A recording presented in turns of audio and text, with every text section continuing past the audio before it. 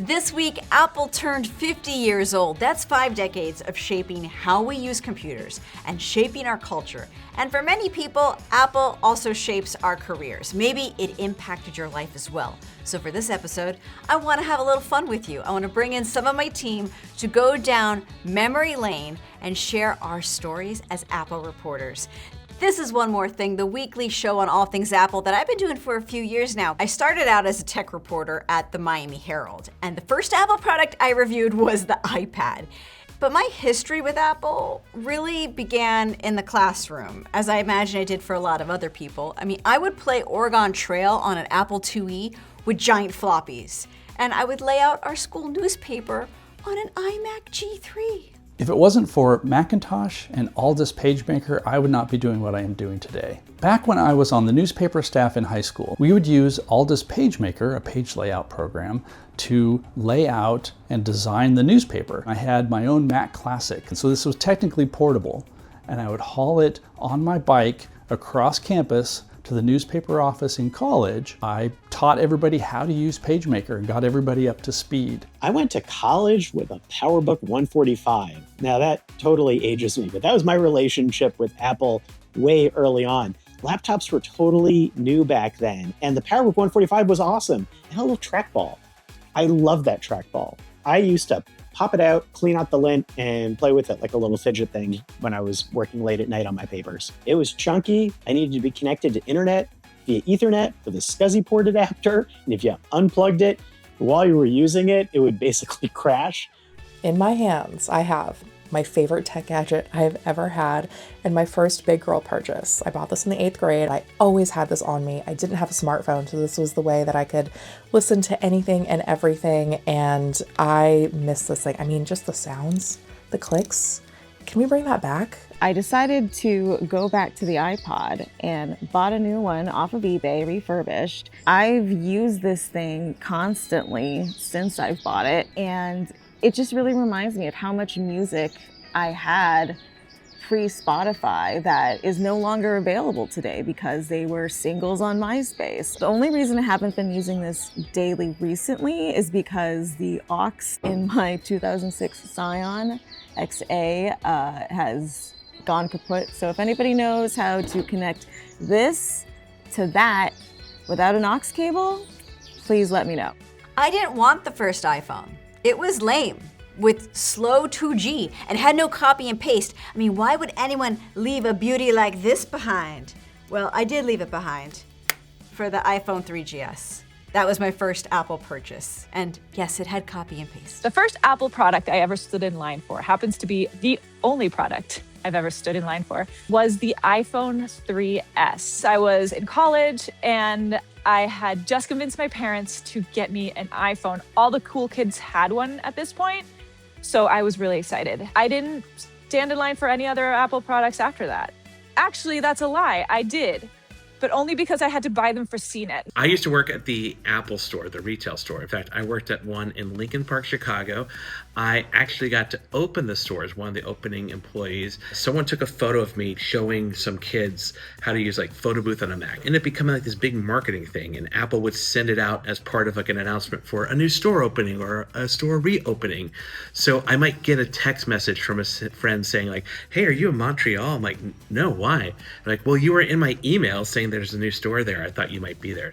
In 2011, I got a job at CNET. I was brand new, and just a few days into the job, I went in to meet the San Francisco team, and the news broke.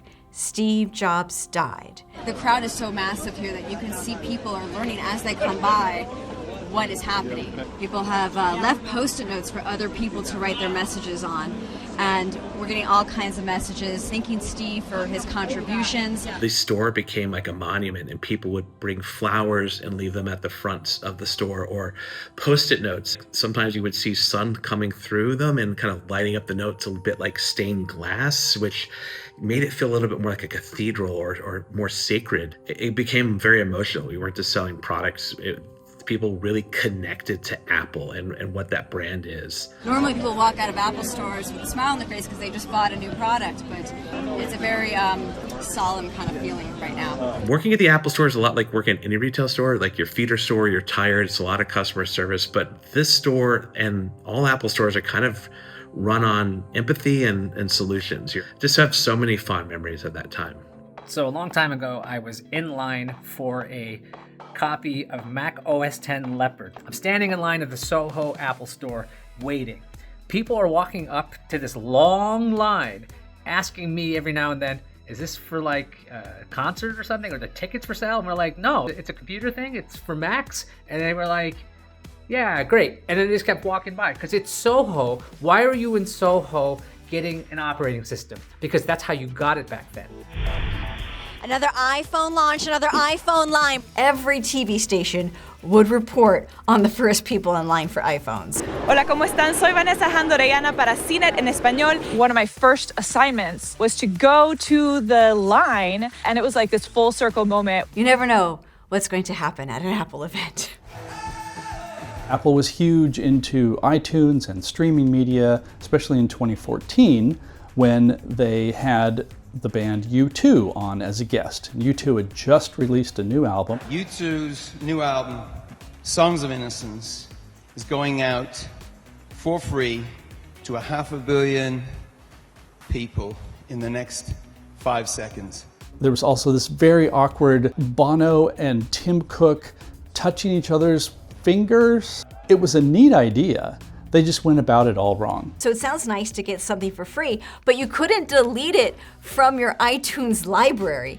Apple needed to come out with a whole fix to remove it from your iPhone.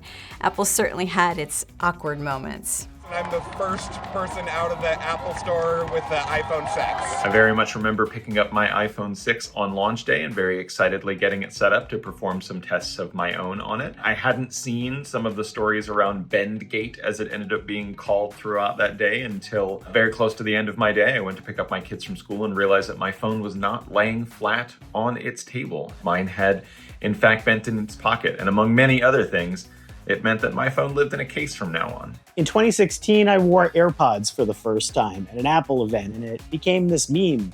You know, I wouldn't wear those in my ears. Well, guess what? Everybody ended up wearing those in their ears. When it comes to the future, nobody's wearing it until everybody's wearing it. These things change, and sometimes they crack through. Sometimes, like Vision Pro, they don't. But with AirPods, they certainly did, didn't they? I was at the demo room after Tim Cook announced the very first Apple Watch. And I remember running up to test it for the first time and being so excited. But when I strapped it on my wrist, like you could still see that like dead screen. It was not very exciting on many levels.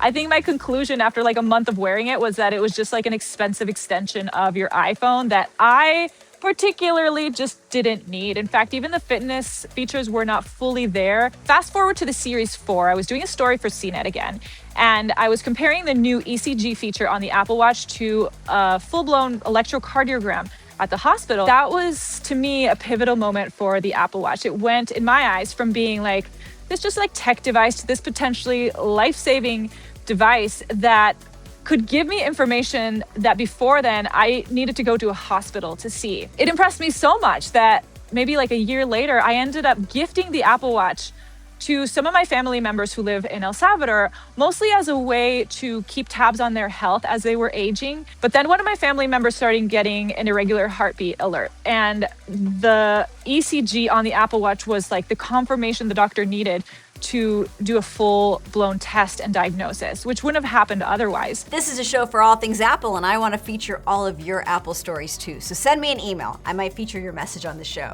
Did you meet someone while you waited for an iPhone? Did your life change from owning an Apple product? Please include photos of your gear and videos if you can, because so much of what makes Apple interesting is not just the gadget, but it's the stories on how the gadget changes our world. Thanks for going down memory lane, and as always, I'll catch you next week with one more thing.